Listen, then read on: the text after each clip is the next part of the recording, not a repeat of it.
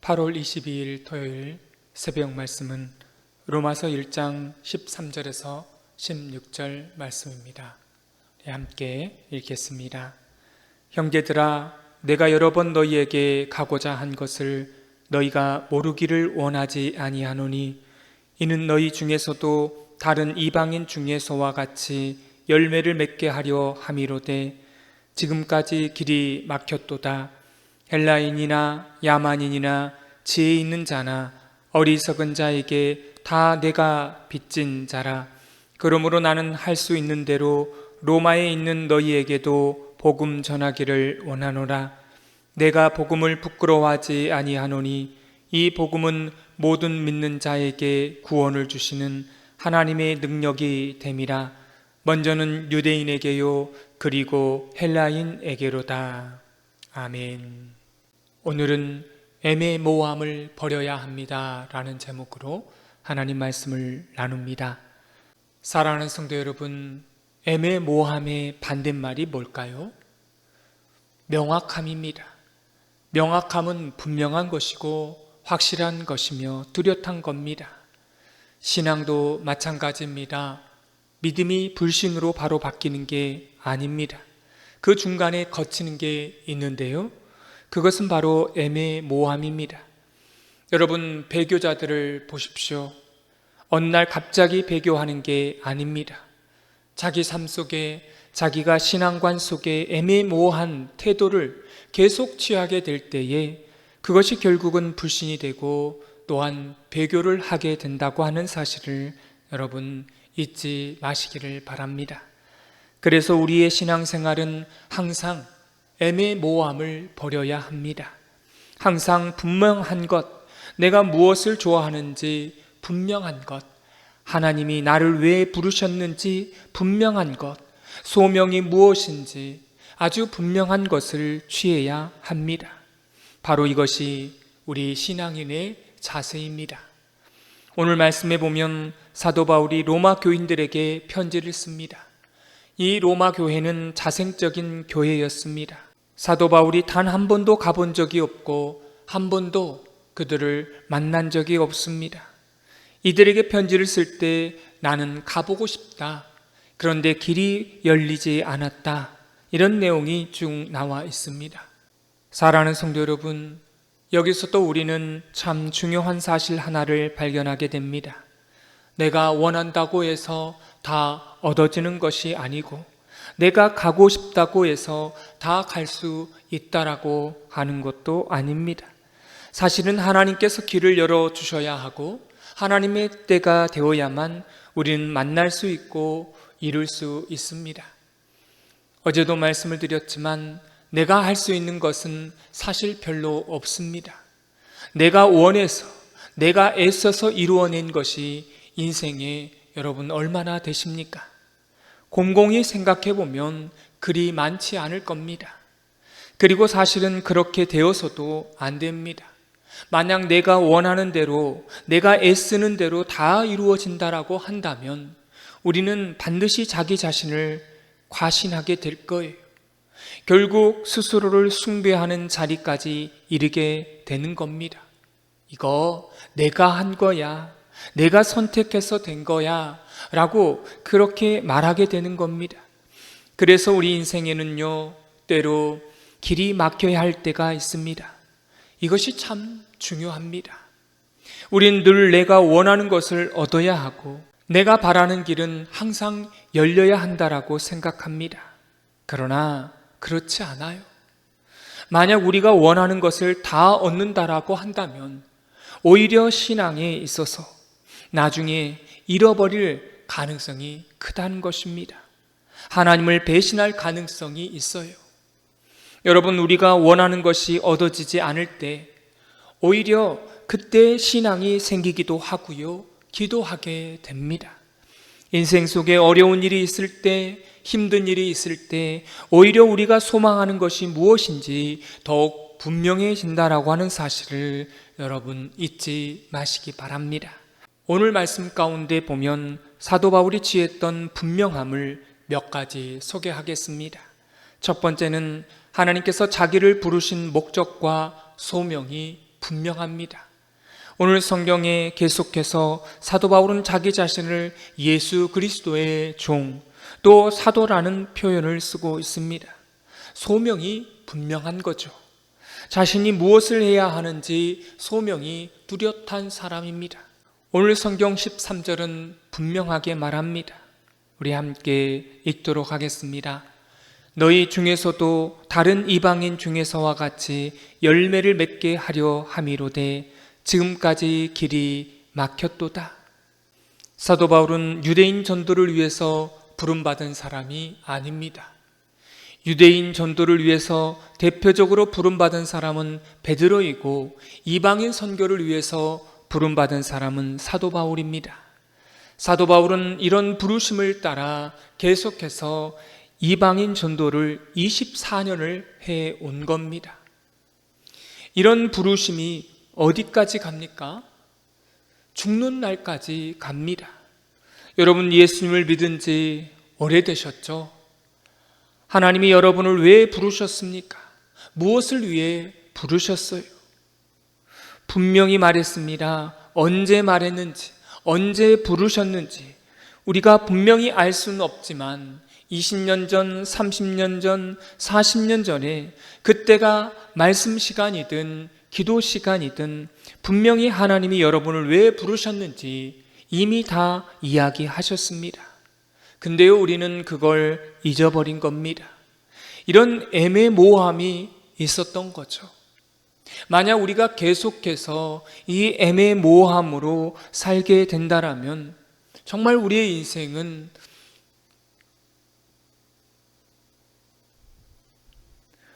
우리는 그걸 잊어버린 겁니다. 하나님은 우리를 분명히 부르셨는데 그 부르심의 목적을 잊고 살 때가 많다는 거죠. 우리에게 이런 애매모호함이 있는 거예요.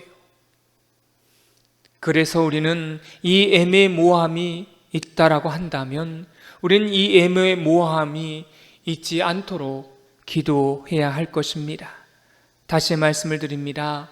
하나님께서는 이미 우리에게 말씀하셨습니다. 이 사도 바울이 24년 전에 다메섹에서 예수님을 만났을 때 예수님이 분명히 말했어요. 그 아나니아에게 이는 이방 선교를 위하여 나의 택한 백성이라.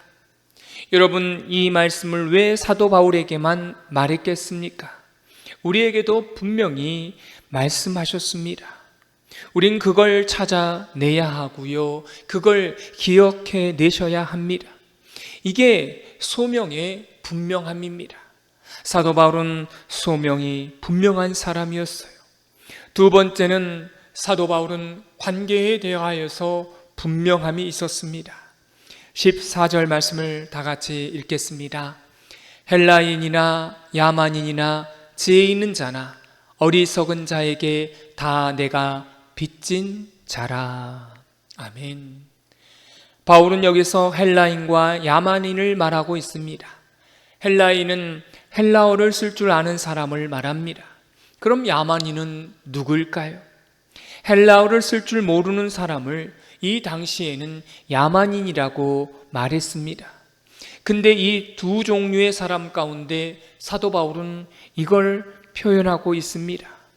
나와 한 번도 만난 적이 없는 사람이 있어요. 나와 한 번도 관계해 본 적이 없는 사람이 있어요. 근데 사도 바울은 말합니다. 내가 아는 사람이든 모르는 사람이든 내가 만나본 사람이든 만나보지 못한 사람이든 나는 모든 사람에 대하여서 빚진 자라고 말합니다. 이렇게 바울은 관계에 있어서 분명한 정의를 내리고 있는 겁니다. 여러분, 빚을 져본 경험이 다들 있을 것입니다. 요즘에는 개인이든 단체든 나라든 대부분 부채를 가지고 있습니다. 돈뿐만 아니라 사람에게도 우리는 빚을 진 자입니다. 부모에게도 친구에게도 이웃에게도 빚을 지고 삽니다. 시대도 그렇습니다. 조선시대 때 태어났으면 절반은 종이에요. 다 쌍놈으로 태어날 수도 있었습니다. 우리는 시대를 잘 만난 거죠. 결혼식도 그래요. 옛날에는 결혼식 때 국수 먹었는데 지금은 어떻습니까? 뷔페를 먹잖아요. 음식 가짓수가 엄청납니다. 옛날 황제보다 더 잘 먹는 것 같아요. 여러분, 이렇게 사는 것이 다 여러분의 노력으로 됐다라고 생각하십니까? 아니에요. 여러분, 그런 사람은 정말 세상을 모르는 겁니다. 우리는 이웃에 대하여서 빚을 지고 있는 시대에 살고 있는 사람들입니다. 또 우리가 돈 벌었다고 다 우리 것입니까? 우리 돈이 아닙니다. 그래서 시대에 대한 빚을요, 갚아야 되는 겁니다. 그걸 우리가 기부라고 말하는 거잖아요. 내가 벌었다고 해서 다 내 것이 아닙니다. 하나님께서 생명을 연장시켜 주셨기 때문에 우리가 돈을 버는 겁니다. 그렇죠? 하나님 부르시면 어떻게 돈을 법니까? 하나님이 우리의 생명을 연장시켜 주셔서 우리가 이렇게 돈을 버는 거죠. 그래서 우리는 하나님께 대한 채무의식도 있어야 합니다. 이웃에 대한 채무의식도 있어야 합니다. 우리가 돈을 누가 벌게 해 주었습니까? 세상 사람들이죠. 만약 세상 사람들 단 한 명도 없다라면 우리가 어떻게 돈을 벌 수가 있겠습니까?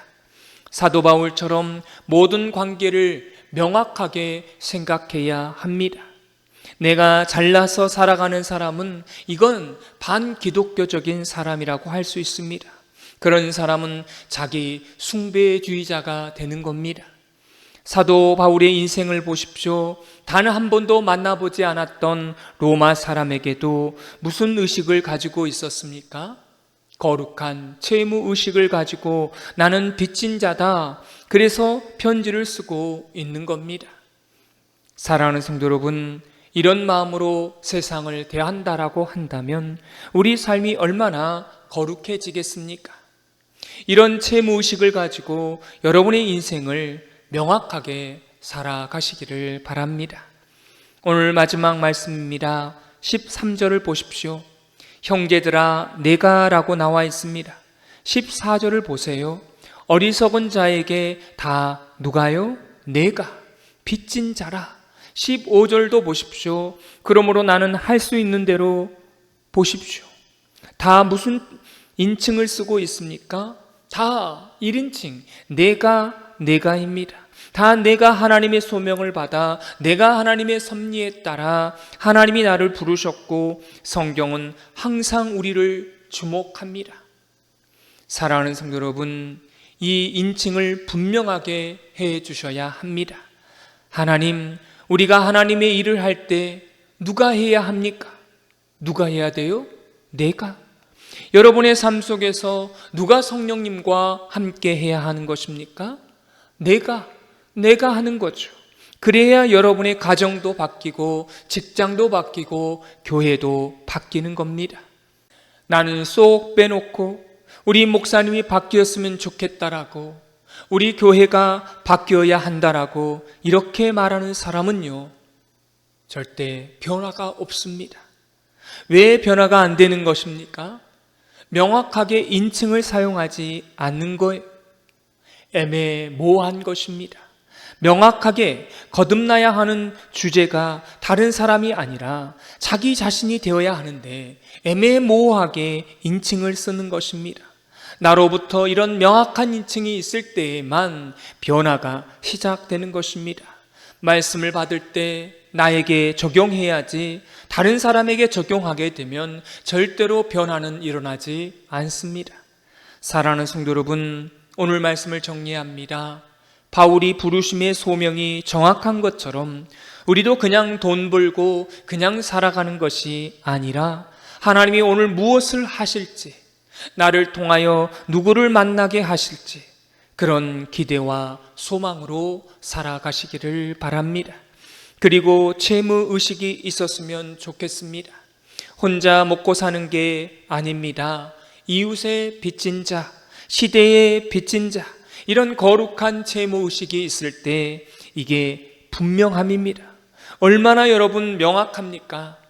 은혜를 아는 사람은요, 그걸 돌에다 새기고 마음에 새깁니다. 그 다음에 분명히 인칭이 있어야 합니다. 내가 깨닫게 되고 내가 변화해야 되고 내가 기도하고 그렇게 될 때 가정이 바뀌게 되는 것입니다. 여러분의 현장 속에서 성령님께 함께 하시고 여러분의 현장 속에 성령님께서 함께 하시고 여러분의 가정과 일터가 천국 같은 그런 하루, 그냥 밥 먹고 살기 위해서 그렇게 목구멍이 포도청이다 이런 비참한 하루가 아니라요, 오늘 하루가 기대가 되고 설레이는 이런 명확한 하루가 되기를 소망합니다. 이러한 명확한 하루하루가 쌓여서 우리의 인생이 명확하게 될 줄로 믿습니다.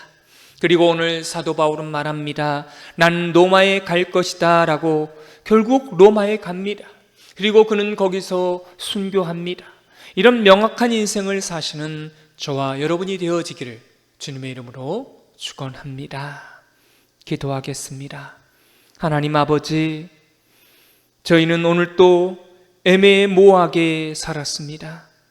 하나님이 저희를 왜 부르셨는지 분명히 알면서도 잊은 척, 모른 척 살아온 저희들을 돌아봅니다.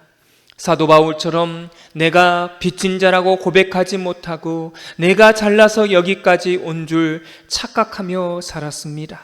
주님, 저희의 삶의 인칭을 분명하게 해 주십시오. 저 사람이 바뀌어야 한다, 교회가 바뀌어야 한다 그렇게 말하면서도 정작 우리 자신은 빼놓았던 저희들의 모습을 봅니다. 오늘부터는 내가 회개하고 내가 기도하고 내가 먼저 변화되게 하여 주옵소서. 길이 막혔던 시간들, 원하는 것을 얻지 못했던 시간들이 사실은 저희를 지으신 하나님의 은혜였음을 고백합니다. 그 막힘 속에서도 저희의 소명을 다시 찾게 하여 주시고 이웃에게 진 빚, 시대에게 진 빚을 기억하며 오늘 하루도 살아내게 하여 주옵소서. 예수님의 이름으로 기도드리옵나이다. 아멘.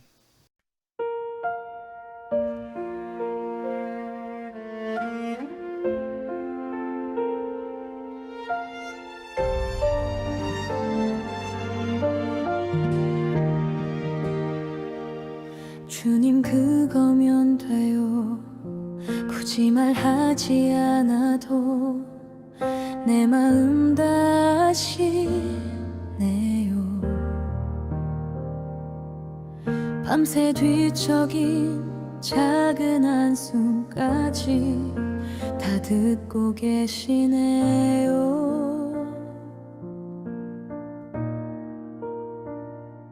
세상이 나를 몰라도 주님은 나를 아시죠. 지친 어깨를 기댈 곳이 있단 게 참 다행이에요. 넘어지던 그 자리에 주저앉아 울고 있을 때 나를 부르는 그 한마디,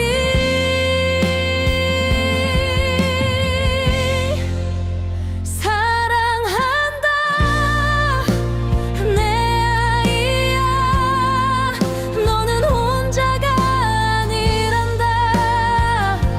따스한 그 음성이 나를 다시 살게 해요. 괜찮다 내가 있잖아. 아무 걱정하지 마라. 주님의 그 한마디 나에겐 그거면 돼요.